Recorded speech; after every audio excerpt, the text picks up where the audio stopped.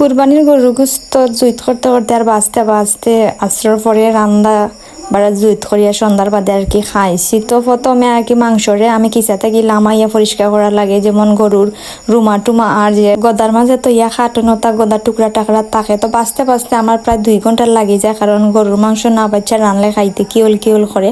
তো প্রথমে সব মাংসরে আমি একখানা করে লিছি কইরা এখন যেসিন রান্দা রসিন বাসমু আর কি পরে গেছেন ফ্রিজে, তো রাখবো যে সময় খাইমো ওই সময় রান্দা বাড়া করবো। তো আমার অফ ক্যামেরা সব আমি পরিষ্কার করে লিছি। তারপরে দিলাম 2 চামচ লবণ, হলুদের গুঁড়া 2 চামচ, মরিচের গুঁড়া 2 চামচ, ধনিয়ার গুঁড়া 2 চামচ, পাঁচফোড়নের গুঁড়া 2 চামচ, আর শাহি গরম মশলার গরুর মাংসের গুঁড়া আর কি 2 চামচ। তারপরে দিলাম তেজপাতা, দারচিনি, লবঙ্গ, এলাচ দিয়া তারপরে দিলেই তোমার ওই আর কি যেটা আমি করে আতার একটা মশলা বানাই, আমার সিক্রেট মশলা আমি ওটা দিছি। তারপরে বেশি করে 1 বাটা পেঁয়াজ দিলাম, 2 চামচ দিলাম আদা বাটা, তারপরে দিলাম 4 চামচ তোমার রসুন বাটা।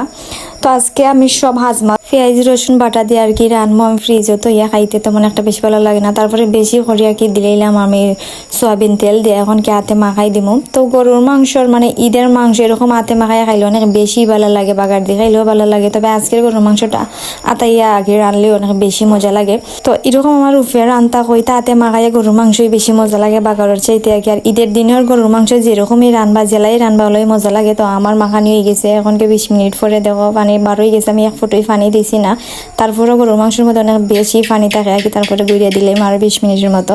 তো যেহেতু গেছে রানবো আর কি, ওটার লাগে মাংসটা সিদ্ধ হইতে একটু বেশি সময় লাগে।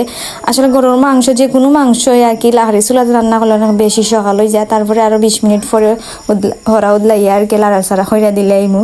তো দেখো আমার মাংসটা কিন্তু সিদ্ধ হয়ে গেছে, তেলটা তোমার উপরে দিয়ে বাই গেছে। আমি আজকে কোনো শিরা দিতাম না, খালি আর কি সামান্য পানি দিয়ে আর কি মাংসটা গেছি। তারপরে যেরকম দেখলা ওরকমই রাখবো, আমি কোনো শিরা দিতাম না। এরকম গরুর মাংস খাইলে অনেক বেশি মজা লাগে। তো সে কিরকম খাই অবশ্যই কমেন্ট করিয়া কইবার। আর আমার অনেক বেশি এরকম ভালো লাগে।